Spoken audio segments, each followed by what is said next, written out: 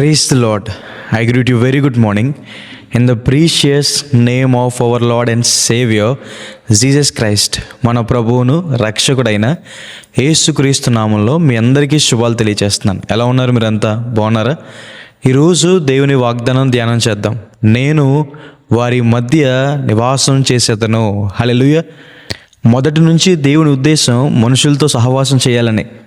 దేవుడు ఆదామును అవ్వని చేసిన తర్వాత ప్రతిరోజు వారితో మాట్లాడేవారు. తర్వాత దేవుడు అబ్రహామును దర్శించారు. పగలు మేఘస్తంభంలోను, రాత్రి అగ్నిస్తంభంలోను ఇశ్రాయేలు ప్రజల మధ్య దేవుడు నివాసం చేశారు. నేను మీ మధ్య నివసించులాగున ప్రత్యక్ష గుడారాన్ని కట్టమని దేవుడే సెలవిచ్చారు. సొలొమోను గారు దేవుని మందిరాన్ని కట్టించిన తర్వాత ఆ మందిరమంతా దేవుడు తన మహిమతో నింపారు. ఆ దేవుడే కృపా సత్య సంపూర్ణుడిగా మన మధ్యకు మనిషిగా దిగొచ్చారు. ఇప్పటికీ కూడా దేవుడు ఆత్మస్వరూపిగా, అదృశ్య దేవునిగా మన మధ్య ఉన్నారు. ఎవరైతే ఇద్దరు ముగ్గురు కూడి ఆయన నామను ప్రార్థన చేస్తారో వారి మధ్య ఆయన ఉంటారు. మన మధ్య ఉన్న దేవుడు మన జీవితంలో చేసే మేలేంటి? దేవుడు మన మధ్య ఉండి అద్భుత కార్యాలు, ఆశ్చర్య కార్యాలు చేస్తారని. ఇశ్రాయేలు ప్రజల మధ్య ఉండి ఎర్ర సముద్రాన్ని 2 పాయలుగా చేసి 6 నేలపై నడిపించారు. అదే ఎర్ర సముద్రంలో ఫరో సైన్యాన్ని ముంచేశారు. తన ప్రజలకి శత్రువులపైన విజయాన్ని అనుగ్రహించారు. సముద్రమంత సమృద్ధిగా నీళ్ళు అనుగ్రహించారు. కడుపు నిండా మన్నాను అనుగ్రహించారు. దేవుడు మన మధ్య ఉండి ఏ అపాయము రాకుండా మనల్ని కాపాడతారు. శిష్యులు క్రీస్తు ప్రభువారు ఓడ మీద ప్రయాణం చేస్తున్నప్పుడు ఆ ఓడ మిక్కిలి భయంకరమైన తుఫానుకు లోనైంది. క్రీస్తు ప్రభువారు ఆ తుఫానుని నిమ్మలపరిచారు. మన జీవితంలో కూడా ఎన్నో అపాయకరమైన పరిస్థితులు ఉంటాయి. కానీ మన మధ్య ఉన్న దేవుడు, మనకు తోడుగా ఉన్న దేవుడు అపాయకరమైన స్థితిలో నుండి మనల్ని తప్పిస్తాడు.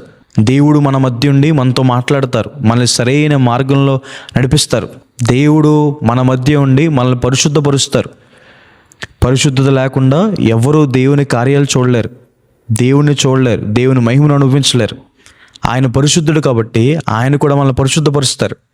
మన మధ్య ఉన్న దేవుడిని ఎలా నిర్లక్ష్యం చేస్తున్నామంటే దేవుని మాట వినకపోవడం ద్వారానే.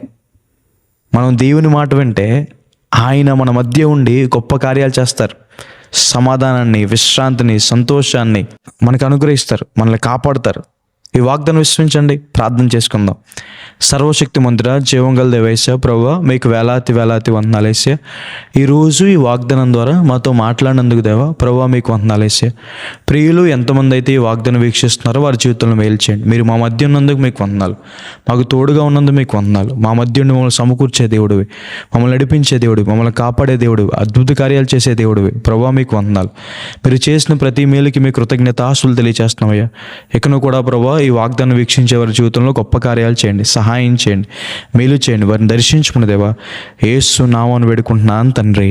ఆమేన్.